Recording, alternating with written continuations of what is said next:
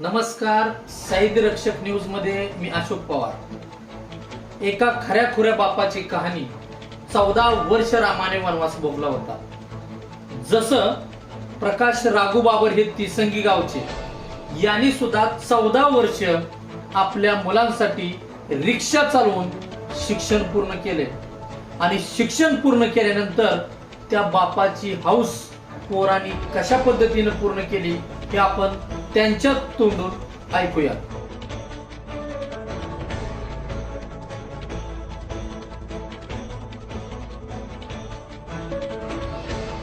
प्रकाश राघू बाबर, मुक्काम तिसंगी, तालुका पंढरपूर या ठिकाणचा मी रहिवासी असून मी मुंबई या ठिकाणी सध्या राहत आहे।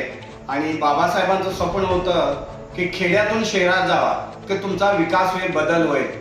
आणि म्हणून मी बाबासाहेबांचं हे वाक्य लक्षात ठेवून खेड्यातून शहरात गेलो आणि माझ्या मुलांसाठी व माझं पोट भरण्यासाठी मी 14 वर्ष त्या ठिकाणी ऑटो रिक्षा चालवली आणि माझ्या मुलांना मी शिक्षण देण्याचा प्रयत्न केला आणि मुलं माझी त्याच्यामध्ये सक्सेस होऊन पहिला मुलगा 2020 या दिवशी हायकोर्ट मुंबई या ठिकाणी वकिली करत आहे। त्याच्यानंतर माझ्या 2 मुलींना पण माझी इच्छा होती की तिन्ही मुलं माझी वकील व्हावी आणि माझ्या दोन्ही मुली आता सध्या वकिलीचा कोर्स पूर्ण करून त्यांचा आता वकिलीला सुरुवात झालेली आहे।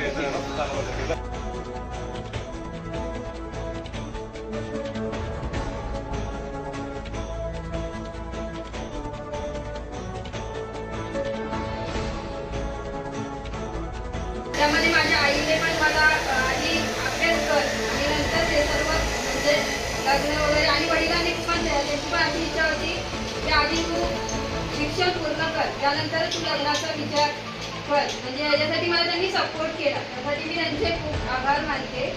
तसंच माझा भाऊ, त्याने मला खूप मार्गदर्शन केलं की या क्षेत्रामध्ये उतरण्यासाठी।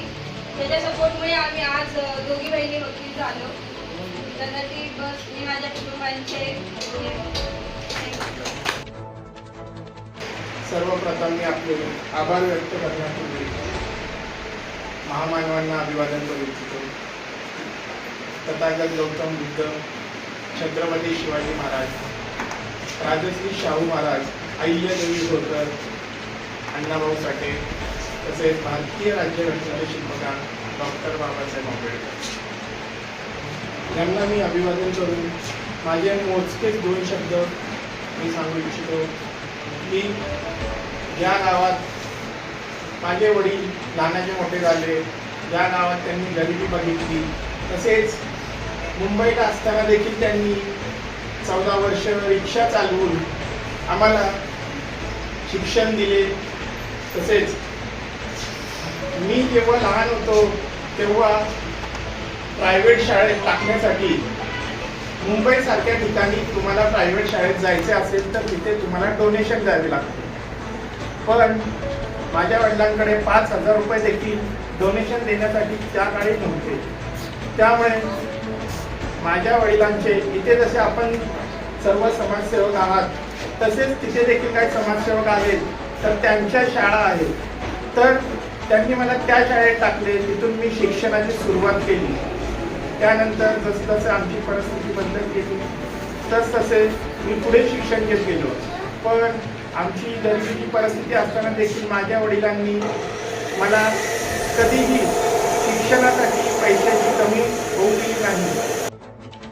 ग्रामस्थांनी जो माझ्या मुलांचा जो सत्कार केला व त्याचबरोबर आपल्या परिचारक यांनीही माझ्या मुलाचा सत्कार केला व दीपक आबा साळुंके आणि अभिजित पाटील यांनीही माझ्या मुलाचा सत्कार करून आणि जिल्हा परिषद शाळा तिसंगी यांच्याही तर्फे व अण्णासाहेब पाटील विद्या मंदिर यांनी माझ्या मुलाचा सत्कार केल्याबद्दल बाबर कंपनी व बाबर परिवार या आम्ही गावकऱ्यांचे सदस्य आभार मानतो.